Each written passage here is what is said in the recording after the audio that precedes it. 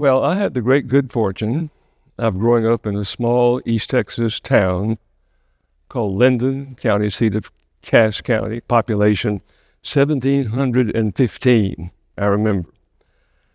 And it was a place where everybody knew everybody else, where everybody held everybody accountable, so that I was not an isolated individual making my own way in the world. I was surrounded by people who loved me. I had wonderful parents who modeled for me what I wanted to be. That is, say, good people whom I would have the privilege of being their son. And I found that true at other places. I had a wonderful first grade teacher who got me off to a good start, learning to read when I was 4.5. I had a wonderful senior high school teacher who taught me the great text of the American and English tradition.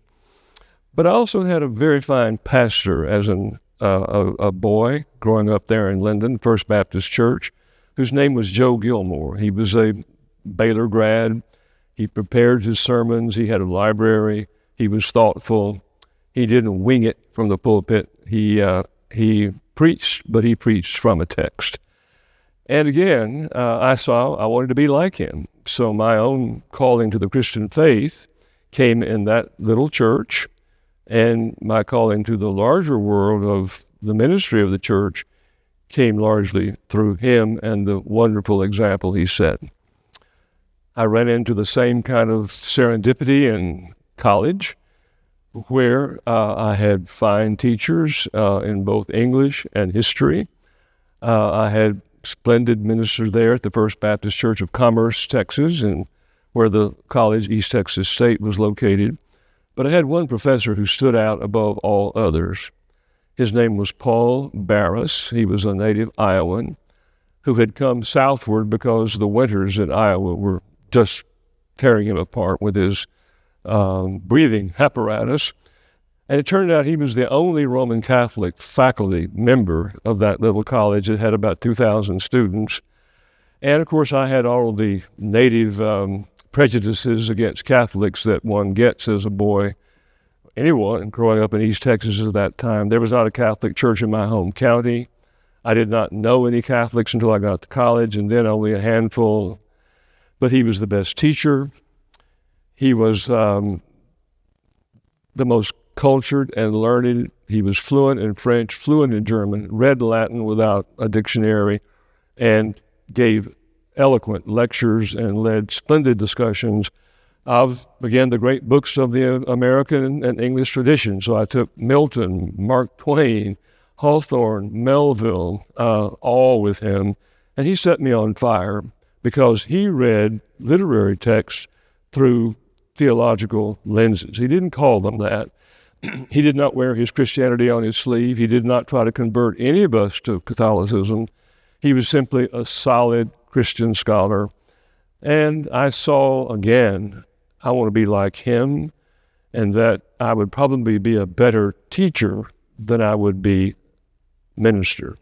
The people I admire most in this world, by the way, are ministers. They are where the rubber hits the road. The kingdom occurs in the church.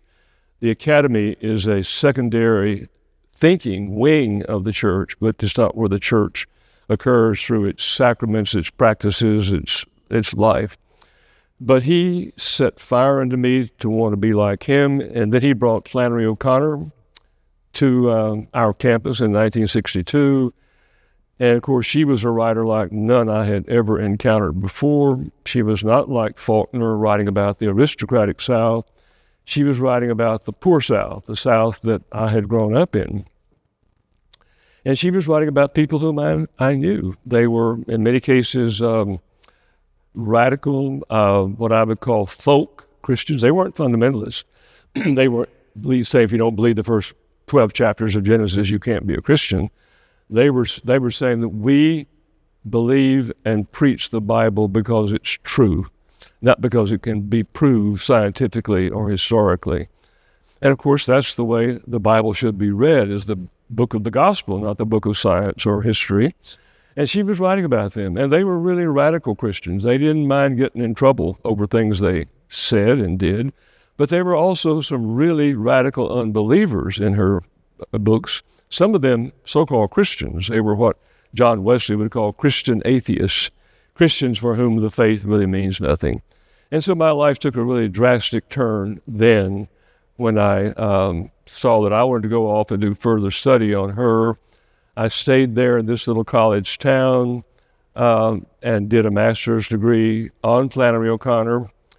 And then through a series of circumstances quite beyond crediting, I was able to go to the University of Chicago for my graduate study and had, again, wonderful teachers there in comparative lit and English in the Divinity School. The best teacher I had was a man named Edward Wasyelek, who taught me Tolstoy and Dostoevsky. He was one of the premier Dostoevsky scholars in the world, and his lectures on the Brothers Kay, on all the other major Dostoevsky novels, on War and Peace, were second to none. And he brought out the Christian depth that's present in, especially Dostoevsky. And so, again, people without whom I would not be. I got my first teaching job, Deo Gracias, at Wake Forest in Winston-Salem, North Carolina. And once again, met a person who turned my life in a radically different, new direction, because he was a man who preached with greater power than anyone I'd ever heard, who did so with uncommon eloquence, with no notes. He had photographic memory, but he preached the gospel in a way that really made it acutely impinge upon my life. It was not something I could take or leave. It was not a kind of nice thing one did on Sunday. This was where life was lived and where life was died, where we came to our death.